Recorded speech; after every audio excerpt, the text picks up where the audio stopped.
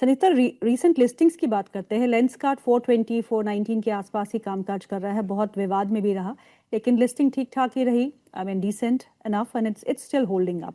Grow, ये stock जो है 70% ऊपर हो गया है। 1 लाख करोड़ का मार्केट कैप भी पार कर चुका है।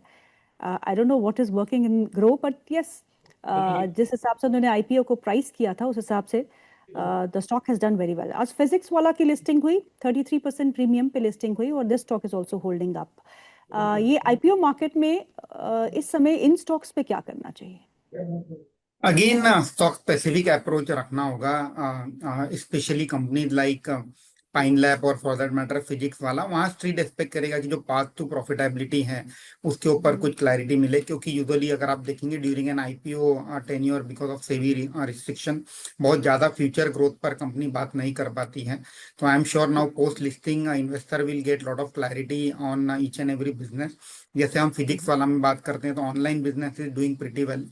ऑफलाइन बिजनेस कहीं ना कहीं ड्रैग रहा है ओवरऑल प्रॉफिटेबिलिटी पर, क्योंकि वहां कंपनी ने बहुत एग्रेसिवली इन्वेस्ट भी किए हैं नए सेंटर्स ओपन करने में। तो any clarity on path to profitability whether it is PhysicsWallah और Pine Lab, that should drive the stock price going ahead.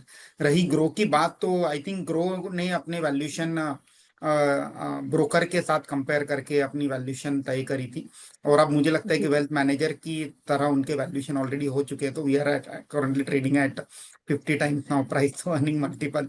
तो आई थिंक दोनों ही स्पेक्ट्रम कैप्चर हो चुका है, वेदर आप एसओटीपी करो या प्राइस टू अर्निंग मल्टीपल करो। तो आई थिंक अब फेयरली वैल्यू लगता है, अनलेस एंड अनटिल कंपनी ये कुछ ऐसा चमत्कार करे कि जो भी एनुअलाइज प्रॉफिट 1800 से 2000 करोड़ के आसपास का नंबर आता है ये आने वाले 2 साल में बढ़कर 4000 करोड़ हो जाए, तो then that's a totally different scenario. But as of now लगता है कि फेयरली वैल्यूड है।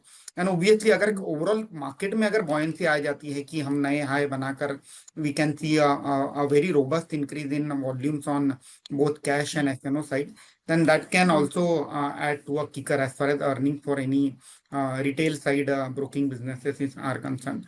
तो बट एज वी स्पीक मुझे लगता है कि 1 लाख करोड़ पर अब कंपनी फेयरली वैल्यूड है, तो मे बी अब चेज नहीं करना चाहिए। थोड़ा सा रिस्क रिवॉर्ड फेवरेबल नहीं लगता है। Maybe buy on dip is the right strategy for Groww as we speak.